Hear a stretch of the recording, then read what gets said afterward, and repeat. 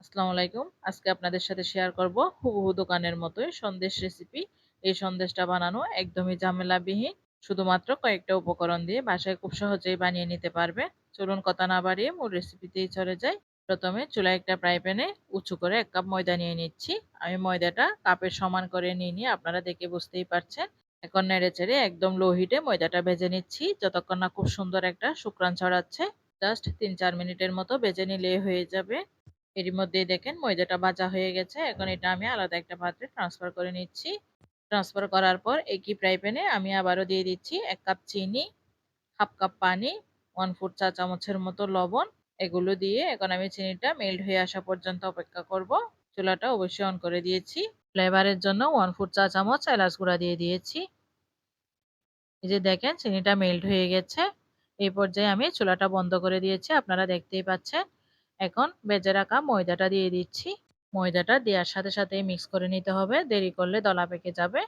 আর দিয়ে দিচ্ছি half cup গুঁড়া দুধ। এখন ময়দা আর গুঁড়া দুধ ভালোভাবে চিনি শিরার সাথে মিক্স করে নিচ্ছি। এই কাজটা অবশ্যই গরম থাকতেই করে নেবেন। সবশেষে 1 টেবিল চামচ ঘি দিয়ে দিচ্ছি। এখন ঘিয়ের সাথে দুটা ভালোভাবে মিক্স করে নিচ্ছি। দোকানে ডালডা ইউজ করে, আমি ডালডার পরিবর্তে ঘি ইউজ করেছি, কারণ ডালডা স্বাস্থ্যের জন্য ক্ষতিকর। আপনারা চাইলে ডালডাও ইউজ করতে পারেন। ডালডা ইউজ করলে সন্দেশগুলো একটু বেশি শক্ত হবে। ভালোভাবে মিক্স করার পর এগুলোকে আমি আলাদা আলাদা করে ভাগ করে বাটিতে নিয়ে নিয়েছি। এখন এগুলোতে ফুড কালার অ্যাড করব। এই কাজটা গরম থাকতেই করতে হবে। খুব তাড়াহুড়ো করে করতে গিয়ে আমি ভিডিওটা স্কিপ করে গেছি। এখানে আমি 5টা কালার করেছি। এই লাল কালারটা আমি একটু অ্যাড করে দেখেছিলাম কেমন লাগে। আমার ভালো লাগেনি, তাই আমি আর বেশি করে করিনি। অরেঞ্জ কালার করেছি। এই কালারটা কোকো পাউডার দিয়ে করেছি। আর এইটা সাদা, হলুদ, সবুজ, এই কালারগুলোই করেছি আমি। আপনারা আপনাদের পছন্দ মতো কালার করতে পারেন। এখন এখানে একটা বেকিং পেপার নিয়ে নিয়েছি। বেকিং পেপারের উপর আমি প্রথমে সাদা কালারটা একটু ঢেলে নিচ্ছি। আর একটা বেকিং পেপার দিয়ে উপরে, আপনারা চাইলে এটা র্যাপিং পেপার দিয়েও করতে পারেন। আমার হাতের কাছে বেকিং পেপার ছিল, তাই বেকিং পেপার দিয়ে করে নিচ্ছি। আমি যতটা সম্ভব পাতলা করে ঢেলে নিয়েছি। এখন কোকো পাউডার দিয়ে যে কালারটা করেছিলাম ওইটা দিয়ে আমি একটা বাস দিয়ে দিয়েছি। আবার অরেঞ্জ কালারটা দিয়ে দিয়েছি। এইভাবে রোল করে করে আমি সবগুলা কালার দিয়ে দিচ্ছি। এখানে একটু ছোট হয়ে গেছে মনে হচ্ছে, তাই আরেকটু বেলে নিয়েছি। এই কাজটা বলে দেওয়ার তেমন কিছুই নেই, দেখেই বুঝে নিতে হবে। প্রত্যেকটা কালার হাত দিয়ে একটু রোল করে নিয়ে সাদা কালারের ভিতর দিয়ে দিচ্ছি, আপনারা দেখে বুঝতেই পারছেন। আর ভাঁজ দিয়ে দিচ্ছি। একদম সব শেষে হলুদ কালারটা দিয়ে আমি রোল করে নিচ্ছি। আর এই রোলটা একটু মোটা হয়ে গেছে, তাই একটু বেলে চিকন করে নিচ্ছিলাম। এটা হয়ে গেছে। এটা এখন এক সাইডে রেখে দিচ্ছি। এটার উপরে সবুজ কালারের একটা প্রলেপ দিয়ে দেব।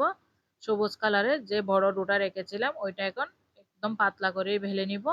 এটা আমি বেকিং পেপার ছাড়াই বেলে নিচ্ছি, কারণ এটা ঠান্ডা হয়ে গেছে, খুব স্টিকি হয়ে আছে। তাই ঘি ব্রাশ করে করে বেলে নিচ্ছি। এটাও যতটা সম্ভব পাতলা করেই বেলে নিয়েছি। দেখেন বেলা হয়ে গেছে। এখন যে রোলটা করে রেখেছিলাম ওইটা দিয়ে রোল করে নিচ্ছি। আমি কিভাবে রোল করছি অবশ্যই দেখে খেয়াল করবেন। ঠিক এইভাবে আপনারাও রোল করে নেবেন। এই বেকিং পেপারটা ছোট হয়েছে, তাই আমি আরেকটা বেকিং পেপার দিয়ে বড় করে নিচ্ছি। এখন এটা মাঝখানে এনে দিয়ে এটাকে আমি রোল করে আরেকটু চিকন করে ফেলবো। দোকানের সন্দেশগুলা যেই রকম হয় ঠিক ওই রকম সাইজের করে ফেলবো। এটা যখন এভাবে রোল করতে থাকবেন তখন একটু চিকন হয়ে আসবে। এই যে দেখেন এটা রোল করে করে আমি অনেকটা চিকন করে নিয়েছি। এই যে দেখেন কত সুন্দর একটা শেপে চলে আসছে। এখন সাইড দুনিটা আমি দুইটা রাবার দিয়ে বন্ধ করে দিচ্ছি। এই যে দেখেন এটা সম্পূর্ণ রেডি। এখন এটা আমি নরমাল ফ্রিজে 2 ঘন্টার জন্য রেখে দেব। এটা ঠান্ডা হয়ে আসলে একদম শক্ত হয়ে যাবে। ফিরে এসেছি 2 ঘন্টা পর। এটা এখন খাওয়ার জন্য সম্পূর্ণ রেডি। এটা এখন আমি সন্দেশের সাইজ করে কেটে নিচ্ছি, 1/2 ইঞ্চি করে। আপনারা যারা আমার চ্যানেলে নতুন এসেছেন তারা প্লিজ আমার চ্যানেলটি সাবস্ক্রাইব করে পাশে থাকবেন। আর যারা পেজ থেকে দেখছেন পেজ ফলো দিয়ে রাখবেন। আর ভিডিওটা যদি আপনাদের ভালো লেগে থাকে একটা লাইক দিয়ে শেয়ার করে দেবেন। আমি 1/2 ইঞ্চি করে কেটে নিচ্ছি, আপনারা আপনাদের পছন্দ মতো করেও কেটে নিতে পারেন। নিশ্চয়ই দেখে বুঝতেই পারছেন এই সন্দেশগুলো বানানো কতটা ইজি আর একদম অল্প উপকরণেই বানিয়ে নেওয়া যায়। এগুলো দেখে কি মনে হচ্ছে দোকানে থেকে কিছু অংশে কম হয়েছে। এই সন্দেশগুলো বানিয়ে যদি কাউকে দেন বুঝতেই পারবে না এগুলো বাসার তৈরি নাকি দোকান থেকে কিনে এনেছেন।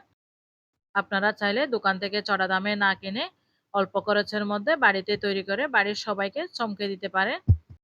এতক্ষণ সাথে থাকার জন্য সবাইকে ধন্যবাদ। আজকে এই পর্যন্ত। আবারও চলে আসবো আপনাদের পছন্দের নতুন কোনো রেসিপি নিয়ে। আল্লাহ হাফেজ।